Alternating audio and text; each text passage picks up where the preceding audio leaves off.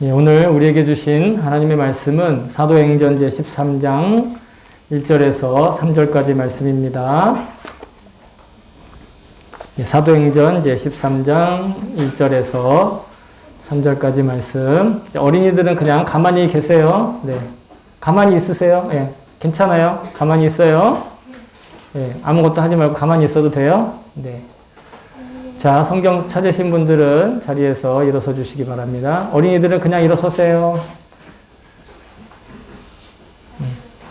자, 일어서세요.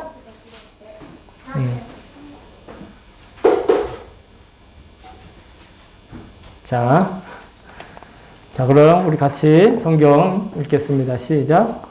안디옥 교회에 예언자들과 교사들이 있었는데 그들은 바나바와 니게르라고 하는 시므온과 구레네 사람 구리오가 분봉왕 헤롯과 더불어 어릴 때부터 함께 자란 마나행과 사울이다. 그들이 주님께 예배하며 금식하고 있을 때에 성령이 그들에게 말씀하셨다. 너희는 나를 위하여 바나바와 사울을 따로 세워라. 내가 그들에게 맡기려 하는 일이 있다. 그래서 그들은 금식하고 기도한 뒤에 두 사람에게 안수를 하여 떠나 보냈다. 아멘. 예, 모두 자리에 앉아주시기 바랍니다. 자, 앉으세요. 자, 기도하겠습니다.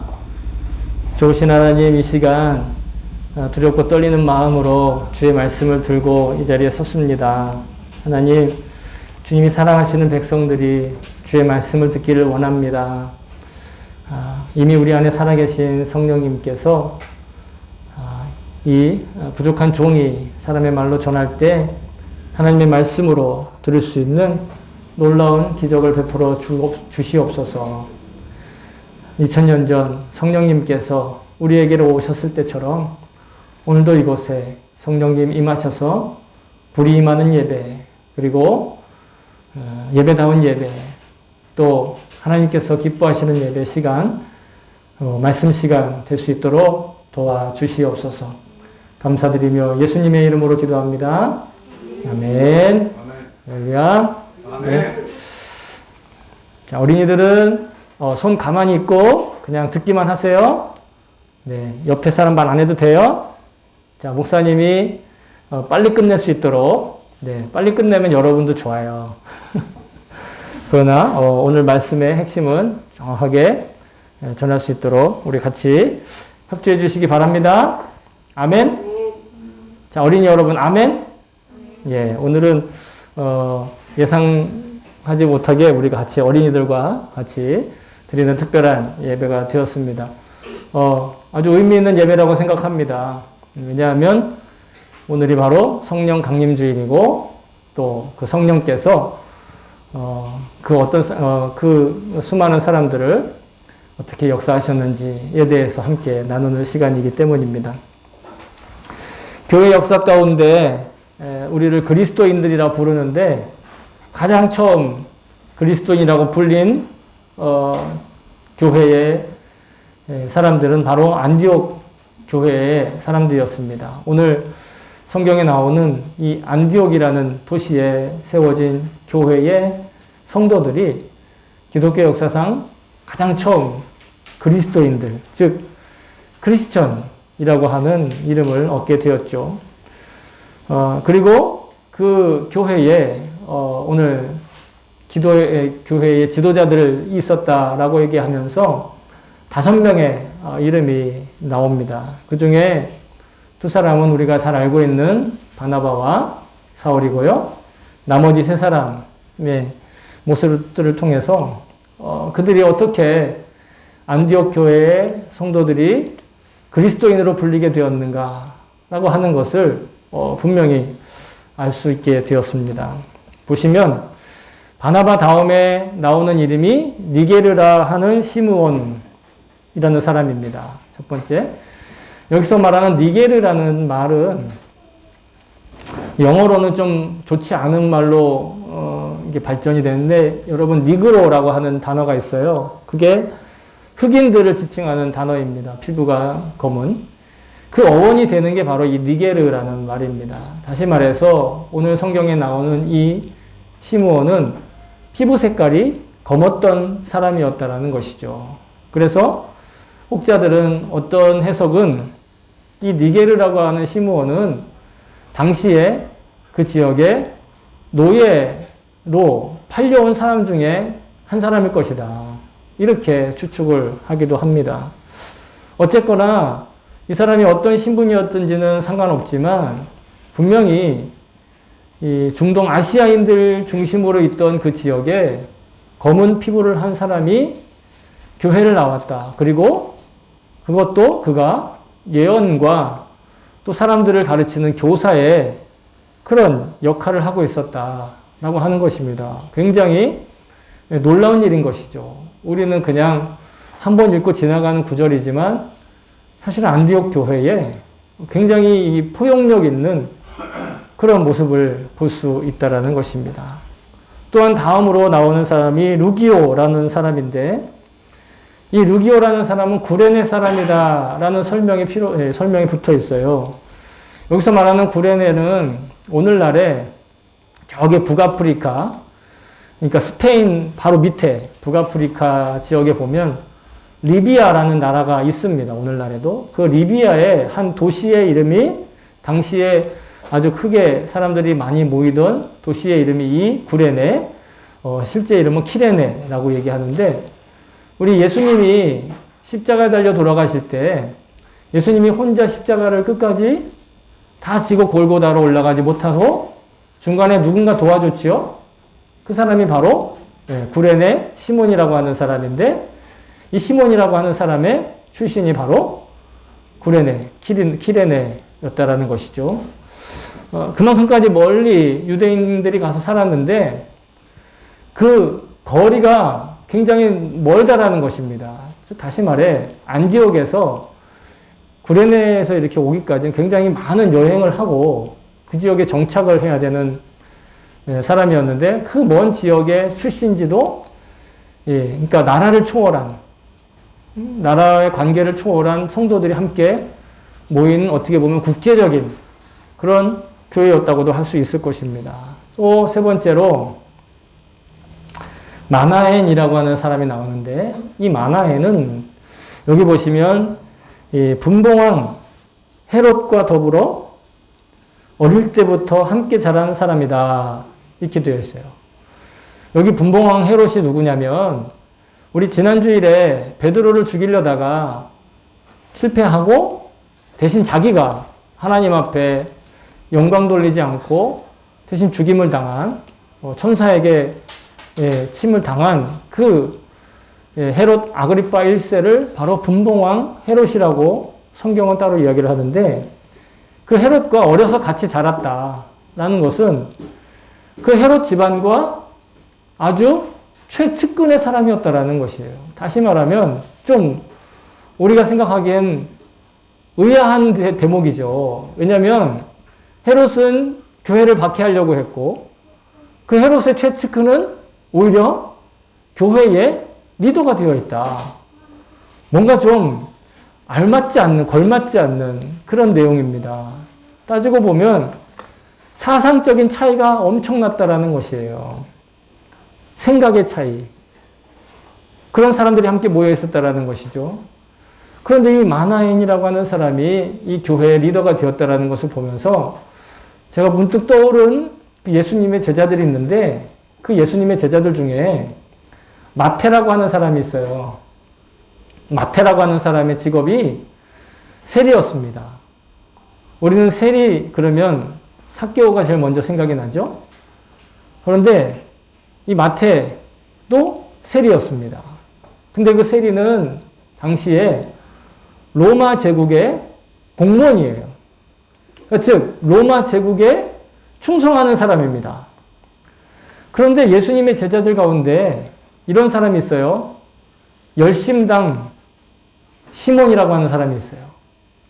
열심당이라고 하는 이 신분이 나오는데 이 열심당은 당시 유대인들이 로마 제국으로부터 독립하기 위해서 세운 단체예요. 독립운동단체예요.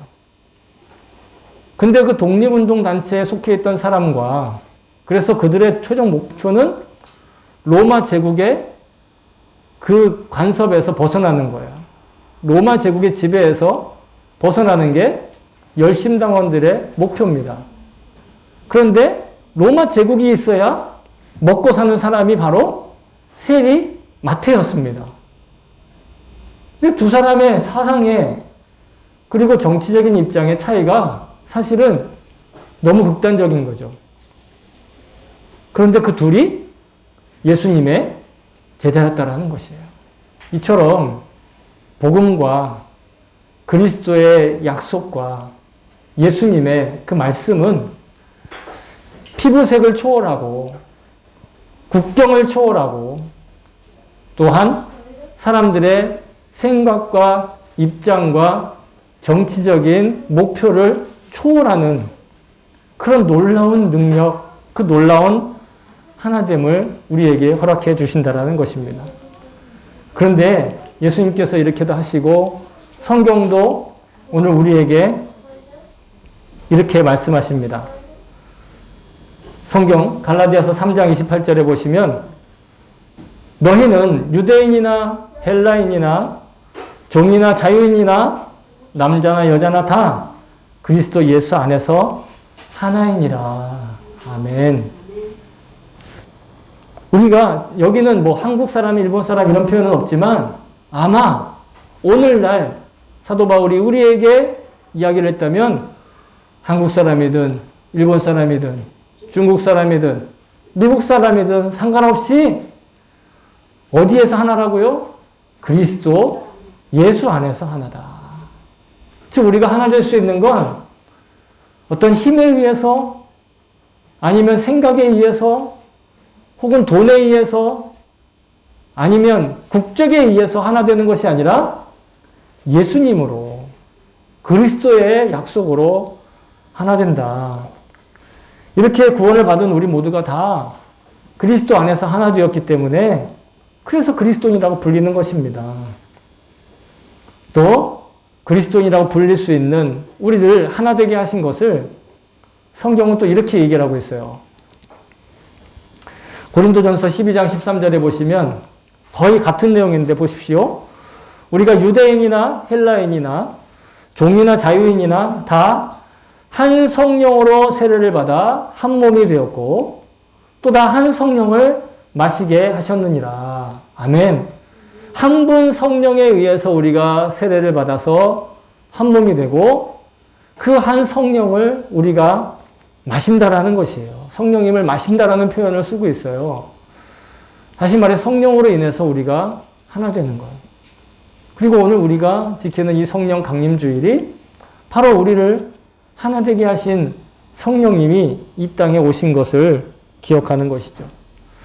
우리가 혈통이 다르고 출신도 다르고 국적도 다르고 문화도 다르고 또 피부 색깔도 다르고 심지어는 그의 사상과 목표하는 것과 바라는 소원이 다 달라도 우리는 복음으로 인해 한 공동체에 모일 수 있는 것입니다. 또 하나의 예배를 드릴 수 있는 거죠. 그 이유가 뭐라고요? 바로 성령님께서 우리와 함께 계시기 때문이라는. 성령님이 함께 계시니까 우리가 같이 예배 드릴 수 있다는 것이에요.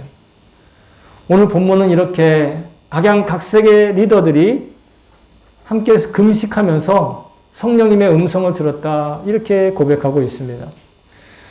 따라서 교회와 교회에 속한 그리스도인들은 항상 성령님의 음성에 민감해야 됩니다. 항상 성령님의 음성을 들을 수 있어야 합니다. 귀를 기울여야 하죠. 그리고 나서 어떤 선택을 하든 그리고 나서 어떤 것을 분별하든 아니면 계획을 세워나가든 해야 한다는 것이죠. 그렇지 않으면 아무리 정말 둘도 없는 그런 교회라 할지라도 분쟁하고 다투고 또 갈라질 수밖에 없는 건 성령님으로 하나 되지 않고 각자의 생각대로 판단하기 때문인 것이죠. 그러므로 우리는 성령께서 하시는 말씀을 잘 듣고 그 마음의 울림으로 알려주시는 그 음성에 여러분 귀를 기울여야 될 줄로 믿습니다. 자, 그러면 우리가 성령님의 음성을 어떻게 듣는가? 뭐 갑자기 하늘에서 불이 툭 떨어져가지고 그냥 음성을 듣는가? 그렇지 않다라는 것입니다. 성령님은 이미 우리 안에 와 계시기 때문에 우리 안에서 생각을 통해서 나에게 자꾸 말씀하시는 거예요. 내 생각을 통해서 자꾸 말씀하세요. 물론 믿지 않는 사람이나 거듭나지 않은 사람의 생각은 성령님의 생각이라고 할 수 없겠죠. 그러나 우리가 누구라도 거듭난 사람이라고 한다면 그 사람의 생각은 반드시 성령님의 말씀하시는 것이 들어있다라는 거예요. 물론 지금까지 하나님을 믿지 않았던 경험들도 있고 또 오히려 하나님이 아닌 세상을 섬겼던 일들이 있기 때문에 자기의 육신적인 생각도 있을 수 있고 또 사탄 마귀가 주는 그런 생각이 여전히 우리에게 남아 있을 수 있습니다. 그러나 분명한 것은 성경은 우리에게 반드시 우리 안에서 생각을 통해 말씀하고 계신다라는 걸 성경 말씀이 우리에게 알려주고 계신다라는 거예요. 요한복음 14장 26절에 예수님께서 제자들에게 친히 말씀하셨는데 이렇게 말씀하셨어요. 보혜사 곧 아버지께서 내 이름으로 보내실 성령 그가 너희에게 모든 것을 가르치고 내가 너희에게 말한 모든 것을 생각나게 하리라. 아멘. 다시 말해서 예수님께서 가르치신 것이 생각난다. 이건 성령님이 말씀하시는 거라는 거예요. 그러니까 우리가 성령님의 음성을 제대로 들으려면 하는 수 없어요. 우리가 늘 말씀을 듣고 먹고 맛보아야 한다라는 것입니다. 먹어야 한다라는 것입니다. 성령님께서 쓰신 그 말씀을 끊임없이 내 귀로 듣고 내 입으로 고백해서 먹어야 된다라는 것이에요. 그렇게 하면 그 내 안에서 성령님이 말씀하실 때 그것이 진짜 성령님이 말씀하시는 것인지 아니면 그냥 나의 생각인지 혹은 그냥 내 생각이라고 착각하고 있는 악마가 던져준 생각인지 분별할 수 있다는 것이에요. 내 안에 세 가지 생각이 있는데 성령님의 음성에 온전히 순종해야 될 줄로 믿습니다. 그래서 성경 말씀을 사람들이 오해하기를 그러면 완벽하게 이 성경을 다 외우면 하나님의 말씀을 알 수 있을까 생각하는데 그것이 아니라 다 외운다 할지라도 이 세상에 살아있는 동안에는 항상 이 말씀이 내 안으로 흘러 들어오게 하고 또 흘러나가는 것을 붙들지 말아야 된다는 것이에요. 말씀을 읽으면 잊어버려요. 그러면 또 읽는 겁니다. 오히려 그것이 우리에게 복이라는 거예요. 아무리 성경 말씀에 박살할지라도 매일 신선한 말씀을 내 안에 흘러들이게 하지 않으면 그러면 내 생각이 그냥 나를 판단하게 된다는 것이죠.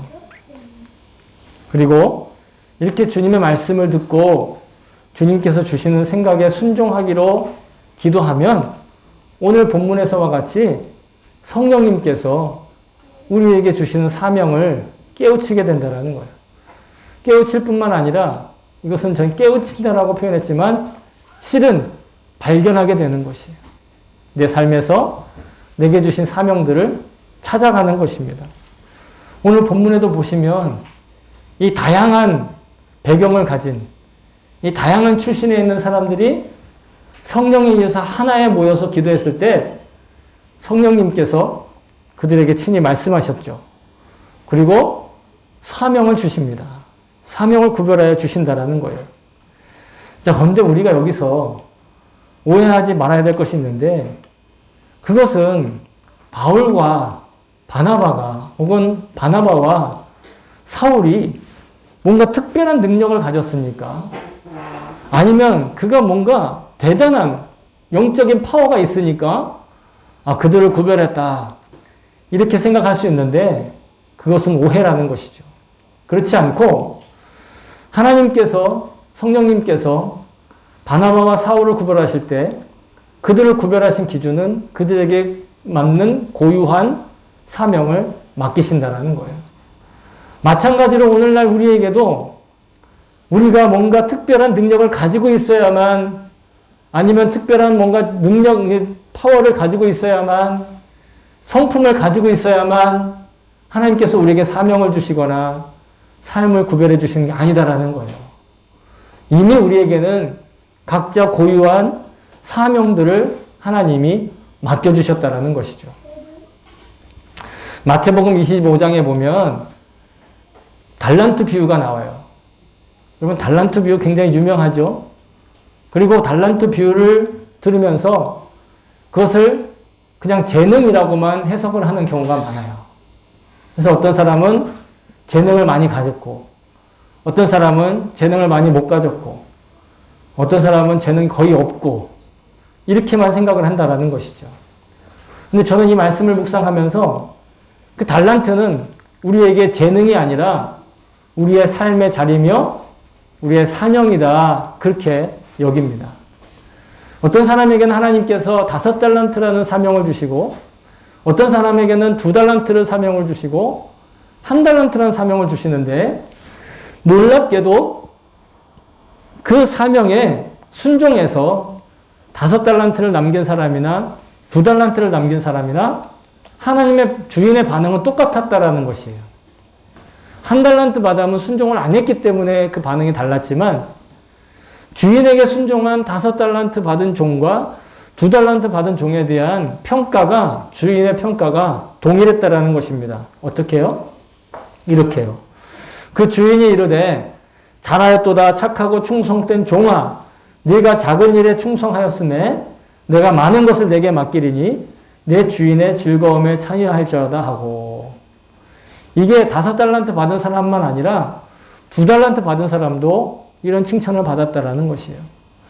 아니, 5달란트를 받고 5달란트를 남기는 것이나 2달란트를 받고 2달란트를 남기는 것이나 모두가 다 사실은 적은 일은 아닙니다. 장사를 해서 이익을 남긴다라는 건 그거는 적은 일이 아니죠.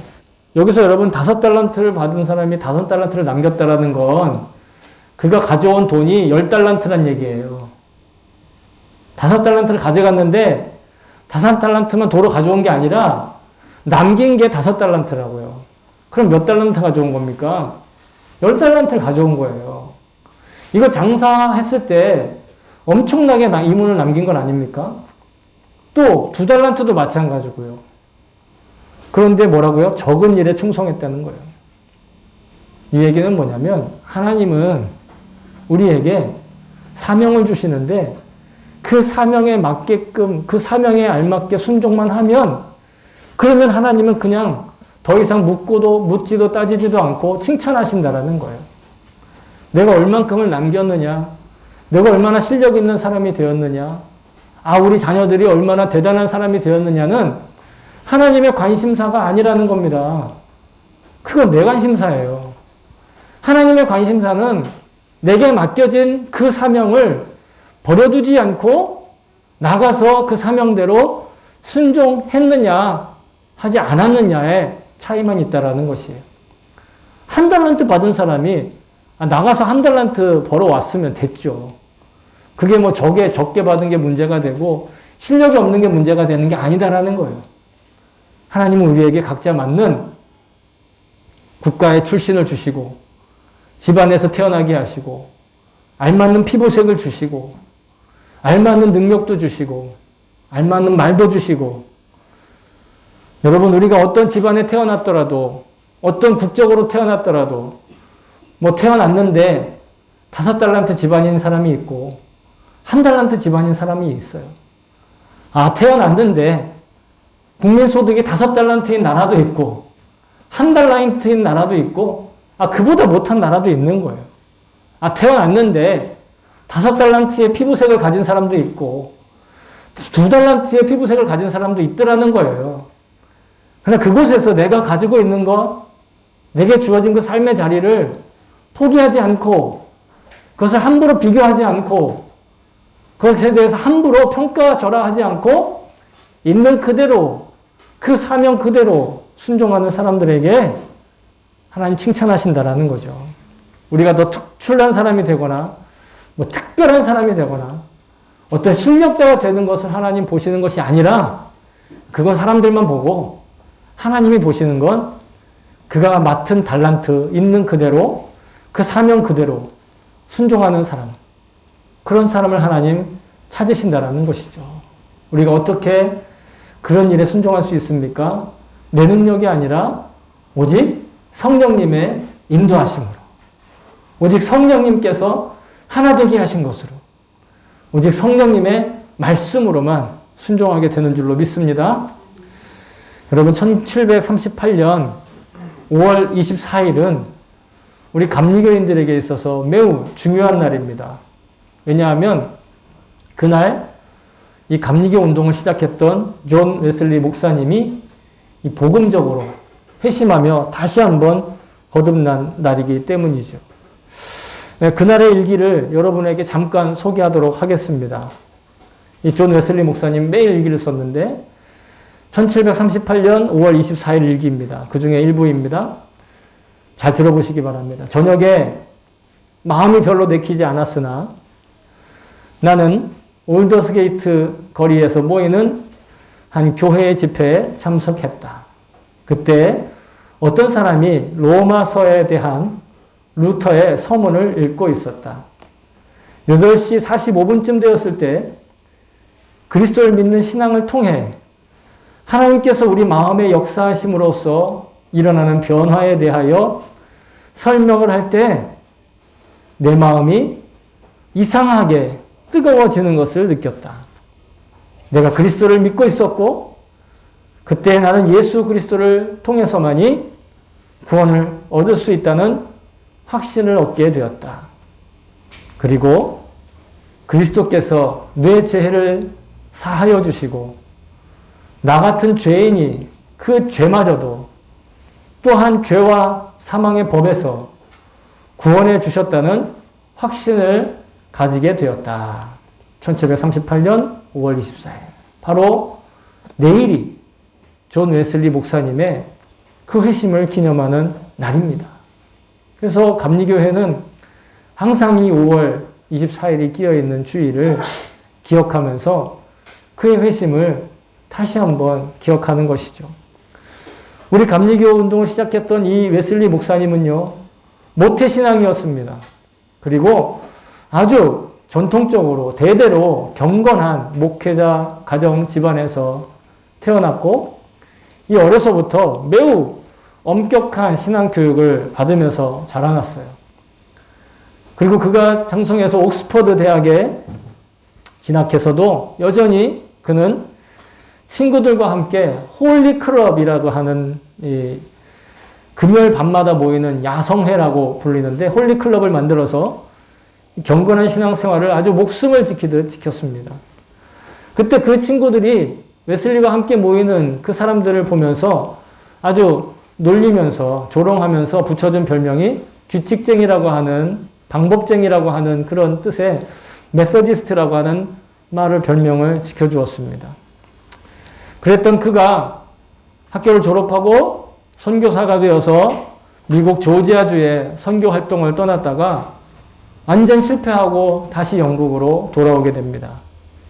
그리고 좌절과 낙심 가운데 그저 겉으로만 지켜나가는 종교생활, 말 그대로 생기 없는 그런 종교생활을 하고 있던 그때에 1738년 5월 24일 올더스게이트라고 하는 거리에 열렸던 아주 조촐한 예배 자리에 모임에서 성령님이 만져주시는 그 체험을 하게 된 것이죠. 웨슬리 목사님은 이날의 이 성령 체험을 통해서 겉의 행실은 완벽하지만 그 실속은 너무도 무질서했던 그의 신앙에 다시금 새로운 질서를 채워주시는 것을 경험하게 되었던 것입니다. 그 경험을 통해서 그는 그 자신을 고유하게 구별해 주시는 주님의 음성을 듣게 된 것이죠. 그리고 그 부르심을 따라서 순종하여 영국을 비롯한 전 세계에 성령께서 역사하시는 그 운동을 시작하게 되었습니다. 그리고 오늘날 전 세계 모든 감리교회는 그 전통을 따라서 영적인 활기와 생기가 넘치는 그 일상생활의 변화를 우리 신앙의 목표로 삼고 있는 것이죠. 감리교회는 삶의 변화되는 것이 믿음의 목표입니다. 감리교회는 성령님께서 주신 그 체험으로 자기의 삶이 새로워지는 것을 매일매일 새로워지는 걸 목표로 하고 있습니다. 성령님께서 이 땅에 강림하신 날을 기억하는 오늘 성령 강림 주일입니다.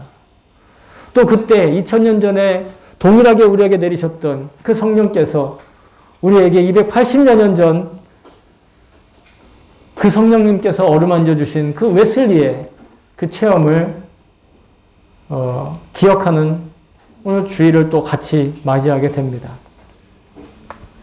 여러분, 성령으로서 시간과 공간을 초월해서 하나가 된 우리가, 그리고 성령님을 체험함으로써 삶이 지금 하루에 하루만큼씩 변화되어 가고 있는 우리가 주님을 바라보며 더 하나가 되는 놀라운 기적의 주인공이 될 수 있기를 주의 이름으로 축복합니다.